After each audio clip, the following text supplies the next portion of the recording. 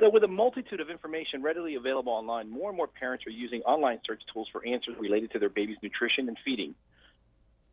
Because of this, new parents can feel overwhelmed and may not know how to turn for advice. Here to help sort it all out is award-winning pediatrician, media host, author, and syndicated columnist Dr. Susan Hubbard, also known as the Kids Doctor. Dr. Sue, thank you so much for joining me today. Thank you for having me. So what are some of the most common questions you get from new parents? The first time I see new parents in the office, they usually are asking me questions about feeding their baby, nutrition, and digestion. It's a little confusing in the beginning, so that's where we often get lots of new parent questions.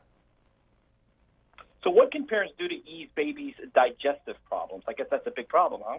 Parents talk about digestion a lot, and you know an infant has an immature GI tract. Just like your baby's brand new, so is their intestinal tract. So we get a lot of questions about my baby seems gassy or fussy, and that's to be expected in the first 6 to 12 weeks of life.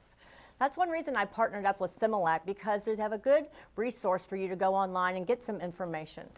When babies are fussy, sometimes we think it might be related to what the mother is eating. So if she's exclusively breastfeeding, we try changing her diet and maybe taking dairy out of her diet. And at the same time, if a baby is formula fed, we try and change formulas sometimes. And you can use the formula finder at that website. And again, talk to your own pediatrician about making changes in your baby's formula or in the breastfeeding. Doctor, getting on a feeding schedule can be a challenge. How can parents create and stick to a routine? So the beginning of getting your baby on a schedule is by waking them during the day to let them know that this is daytime, because a baby doesn't have circadian rhythm. We want them to all be awake during the day and sleep at night, and that takes time too. So we try to feed them on the demand, but at the same time about every 2 to 3 hours, and let them start adjusting to sleeping at night. And gradually you'll start to see that your baby gets in their own little routine. It happens with time and patience on the parent's part. How do parents supplement with or introduce formula? Is it okay to do both? You know, that's a very good question. So if you're exclusively breastfeeding, some mothers don't make enough milk, or other mothers are returning to work, or sometimes you just want to have the ease of giving your baby a bottle. So if you're a breastfeeding mom, I recommend that you express some breast milk and try giving it to your baby in a bottle, because the nipple is a different feel. If you're bottle feeding again, then you can start using different formulas, and they make different formula types. You can buy ready to feed, concentrated liquid, or also powdered. It depends on what works best for you. And you can also mix breast milk and formula to get your baby used to the taste of different formulas. What about introducing babies to a bottle? How do you pick the right one?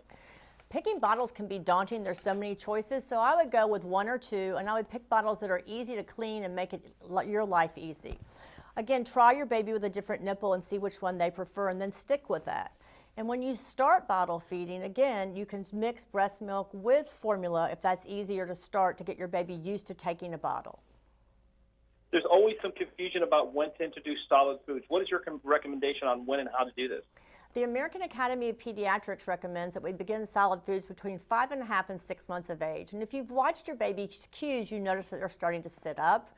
They're watching you eat and maybe even opening their mouths, and that's a good time to put them in the high chair. And I often start with infant cereal, which has been the traditional first thing to use. It's also iron fortified. I put the baby in the high chair during a happy time and just start feeding them with a spoon. Again, it's not magic. Some babies love spoon feeding and others have to get adjusted to the texture. Once they're eating one food, then I start adding a new food about every 2 to 3 days, and I usually begin with vegetables first. This is a very important time to start healthy eating habits for your baby.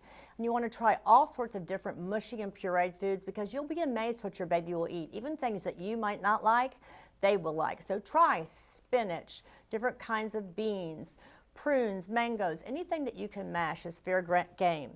By the time they're 7, 8 months of age, they'll be eating 3 meals, breakfast, lunch, and dinner. And that's the time that you'll really notice that they might decrease their formula intake or their breast milk intake. Doctor, how can parents tell if a baby's actually eating enough, though? You know, your baby's going to give you cues that they're hungry. So you can watch them for they'll be rooting or sucking on their hands when they're hungry. And babies crying does not always mean they're hungry. Sometimes it's a late stage that they're doing. So sometimes they just want to be picked up when they're crying. Another way to tell that they're getting enough nutrition is by looking at how many diapers they're having. They should have 6 to 8 wet diapers a day and 1 or 2 stools a day usually. And then lastly is weight gain. Most children will gain about a pound a month in the first few months of life, and you want to make sure that you only compare your baby to your baby. and look at their growth curve when you talk to your pediatrician. Great information. Where can we go for more? You can go to Similac.com for more information. Thank you so much for joining us. Thank you for having me.